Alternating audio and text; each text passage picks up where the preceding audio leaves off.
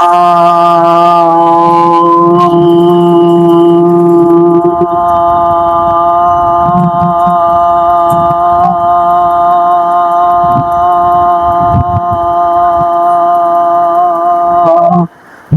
নাই আওয়াজ দিয়ে পড়তে হইব, মুখের ভিতরে জিহ্বার মধ্যে যত জড়তা আছে সব চলে যাব। এই যে আপনার বিশেষ করে মাহদি, আপনার মুখে এত বেশি জড়তা, আপনার ঠোঁট লড়ে না, জিহ্বা লড়ে না, গলা দিয়ে আওয়াজ বেরো না, কেরে হা বলতে গিয়ে ওই জনকে হামজা, মুখ টুট কিচ্ছু লড়ে না। ব্যায়াম করতে পারেন না, ঠোঁটের ব্যায়াম করবেন, জিহ্বার ব্যায়াম করবেন, আওয়াজের ব্যায়াম করবেন।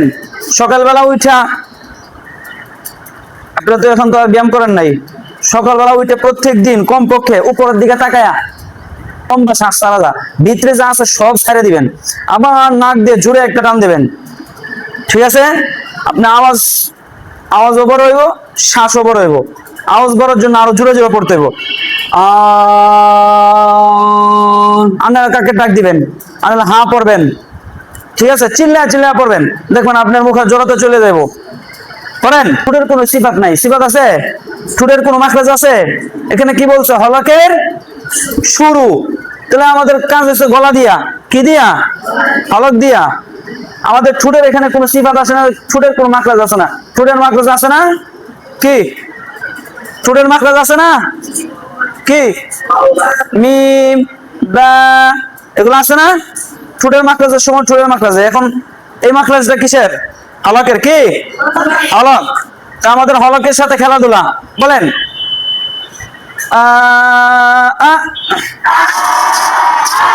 ই ই উ উ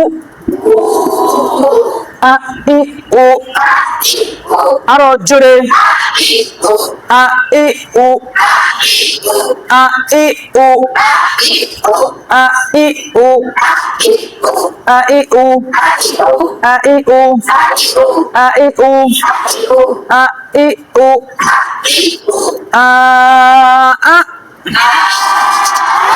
ই ই ও ও, আ ই ও, আ ই ও, আ ই ও,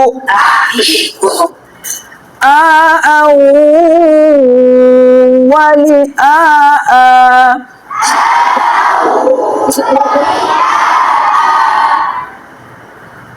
আলি উলি আকি আওয়ালি আ,